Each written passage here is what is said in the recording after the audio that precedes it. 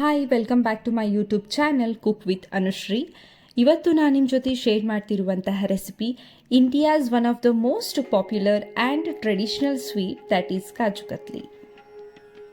ಇಲ್ಲಿ ನಾನು ಕಾಜು ಕತ್ಲಿ ಮಾಡಲಿಕ್ಕೆ ಸಿಂಪಲ್ ಆಗಿರುವಂತಹ 3 ಇಂಗ್ರೀಡಿಯೆಂಟ್ಸ್ನ ತೊಗೊಂಡಿನಿ. ಆ 3 ಇಂಗ್ರೀಡಿಯೆಂಟ್ಸ್ದ ಪರ್ಫೆಕ್ಟ್ ರೇಷೋ ಇತ್ತು ಅಂತಂದ್ರೆ ಕಾಜು ಕತ್ಲಿನೂ ಅಷ್ಟೇ ಪರ್ಫೆಕ್ಟಾಗಿ ಆಗ್ತವೆ.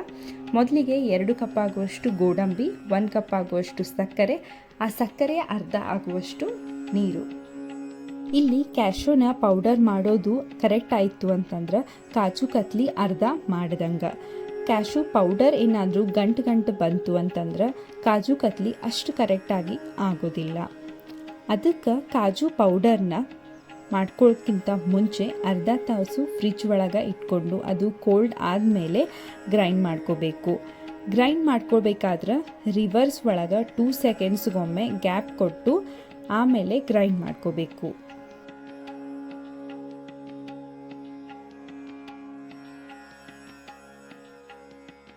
ಈಗ ಕಾಜು ಪೌಡರು ರೆಡಿ ಆಯಿತು. ಇದನ್ನೇನು ನಾನಿಲ್ಲಿ ಫಿಲ್ಟರ್ ಮಾಡ್ಕೊಂಡಿಲ್ಲ, ನಿಮ್ಗೆ ಬೇಕಿದ್ರೆ ಫಿಲ್ಟರ್ ಮಾಡ್ಕೋಬಹುದು.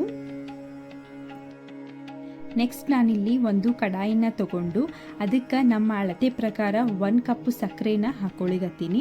ಅದಕ್ಕೆ ಅರ್ಧ ಕಪ್ ಆಗುವಷ್ಟು ನೀರನ್ನು ಆ್ಯಡ್ ಮಾಡ್ಕೋಬೇಕು. ಇಲ್ಲಿ ನಾನು ತಗೊಂಡಿರುವಂತಹ ಮೆಷರ್ಮೆಂಟು 100% ಕರೆಕ್ಟ್ ಆಗ್ಯದ. ಕ್ಯಾಶು ಎಷ್ಟು ತೊಗೊಂಡಿರ್ತೀರಲ್ಲ ಅದರ ಅರ್ಧ ಸಕ್ಕರೆ ತೊಗೋಬೇಕು, ಸಕ್ಕರೆ ಅರ್ಧ ನೀರು ತೊಗೋಬೇಕು. ನನ್ನ ಚಾನಲ್ಗೆ ಇನ್ನೂ ಯಾರಾದರೂ ಸಬ್ಸ್ಕ್ರೈಬ್ ಆಗಿಲ್ಲ ಅಂತಂದ್ರೆ ಈಗ ಸಬ್ಸ್ಕ್ರೈಬ್ ಮಾಡ್ಕೊರಿ. ಈಗ ಗ್ಯಾಸನ್ನು ಲೋ ಫ್ಲೇಮ್ ಒಳಗೆ ಇಟ್ಕೊಂಡು ಈ ಪೂರ್ತಿ ಪ್ರೊಸೆಸನ್ನು ಮಾಡ್ಕೋಬೇಕು.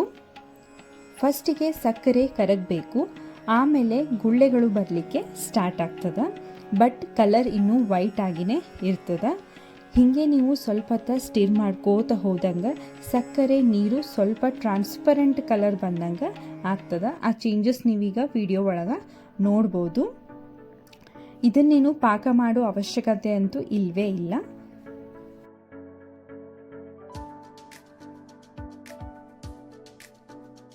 ನಿಮಗಿಲ್ಲಿ ಸ್ಟಾರ್ಟಿಂಗು ಪೌಡರು ಗಟ್ಟಿಯಾದಂಗೆ ಅನ್ನಿಸ್ಬೋದು, ಆದರೆ ನೀವು ಅದನ್ನು ಸ್ಟಿರ್ ಮಾಡ್ಕೋತ ಹೋದಂಗೆ ಅದು ಕರೆಕ್ಟಾಗಿರೋ ಕನ್ಸಿಸ್ಟೆನ್ಸಿಗೆ ಬರ್ತದೆ. ನೀವು ಇದನ್ನು ಮಾಡ್ಕೋಬೇಕಾದ್ರೆ ಆದಷ್ಟು ದಪ್ಪ ಇರೋ ಕಡಾಯಿನ ತೊಗೊಂಡ್ರೆ ಭಾಳ ಬೆಟರ್. ಇರಲಿಲ್ಲ ಅಂತಂದರೆ ಇದು ಹೊತ್ತೋಗೋ ಚಾನ್ಸಸ್ ಇರ್ತದೆ.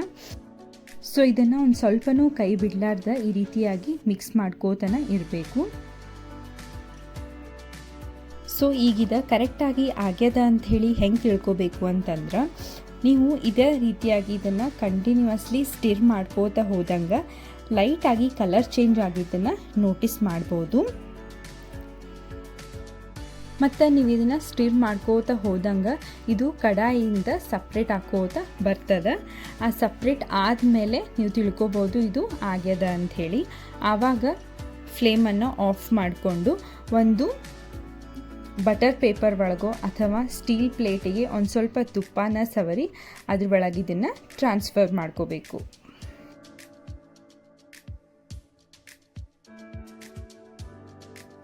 ಇದು ಬಹಳ ಬಿಸಿ ಇರೋದ್ರಿಂದ ಇದನ್ನು ಒಂದು 10 ರಿಂದ 15 ನಿಮಿಷ ಆರಲಿಕ್ಕೆ ಬಿಡಬೇಕು. ಹಾಗಂತೇಳಿ ಪೂರ್ತಿ ಕೋಲ್ಡ್ ಆಗೋವರೆಗೂ ಬಿಡಬಾರ್ದು. ನಿಮ್ಮ ಕೈಯಿಂದ ಅದನ್ನು ನಾದ್ಕೊಳ್ಳುವಷ್ಟು ಆದರೆ ಸಾಕು. ಆಮೇಲೆ ಇದನ್ನು ಕೈಯಿಂದ ಈ ರೀತಿಯಾಗಿ ಸ್ವಲ್ಪ ನಾದ್ಕೋರಿ.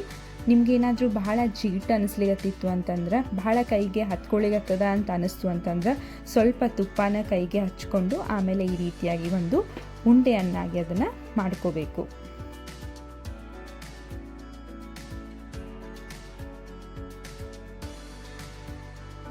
ನಾನು ಅದೇ ಬಟರ್ ಪೇಪರ್ ಮೇಲೆ ಇನ್ನೊಂದು ಬಟರ್ ಪೇಪರ್ನ ಹಾಕ್ಕೊಂಡು ರೋಲರಿಂದ ಬರ್ಫಿ ಸೈಜ್ಗೆ ಎಷ್ಟು ಬೇಕೋ ಅಷ್ಟು ರೋಲ್ ಮಾಡ್ಕೊಳ್ಳಿಗತ್ತೀನಿ. ನೀವಿದನ್ನು ಬೇಕಿದ್ರೆ ಡೈರೆಕ್ಟಾಗಿ ಗ್ಯಾಸ್ ಕಟ್ಟಿ ಮೇಲೇನೂ ಮಾಡ್ಕೋಬೋದು. ಆದರೆ ಆವಾಗ ರೋಲರ್ಗೆ ಒಂದು ಸ್ವಲ್ಪ ತುಪ್ಪನ ಸವರಿ ಈ ರೀತಿಯಾಗಿ ರೋಲ್ ಮಾಡ್ಕೋಬೇಕು.